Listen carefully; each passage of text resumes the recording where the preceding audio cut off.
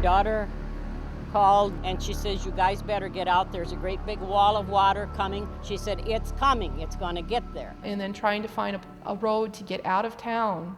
That was the scary part. And then we went down the way they told us to get out of town, and there was water coming over the road. And we turned around from there. We eventually got out of Avoca and managed to get it to Muscadet, but it was very terrifying. It was not, and leaving and not knowing what was happening back home. We had an incredible amount of rain. The water went all the way into the village, such that there were 2 feet of water in the village hall, which is just opposite on the other side of the church.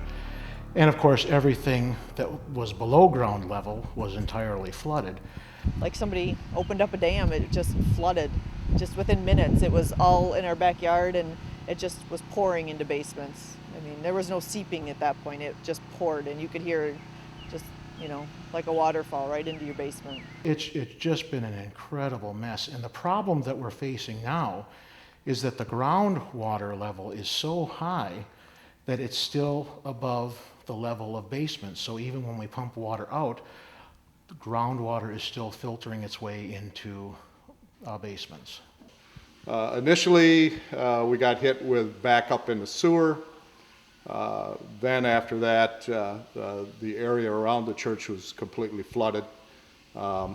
It was, oh boy, where's the water line? I think the water line is right here, looks like it.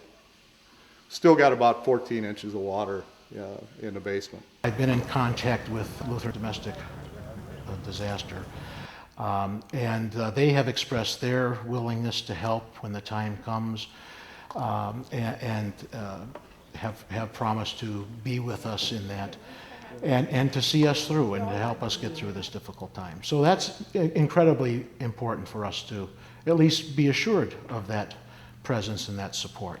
It's kind of gratifying realizing that the money that we have sent to the disaster fund, that it's actually going to be coming back to us. It's kind of, it makes you really sit back and think that we truly are one church and we are one body, and that the money that we give to help others is now turning right around to help us. And I think that's encouraging and that's very meaningful for me as a pastor, and I believe for our parishioners as well. To know that there are other people out there and willing to help, it makes it a little bit easier. And we have been praying to God. You can't help not doing it. It makes you feel a little bit better.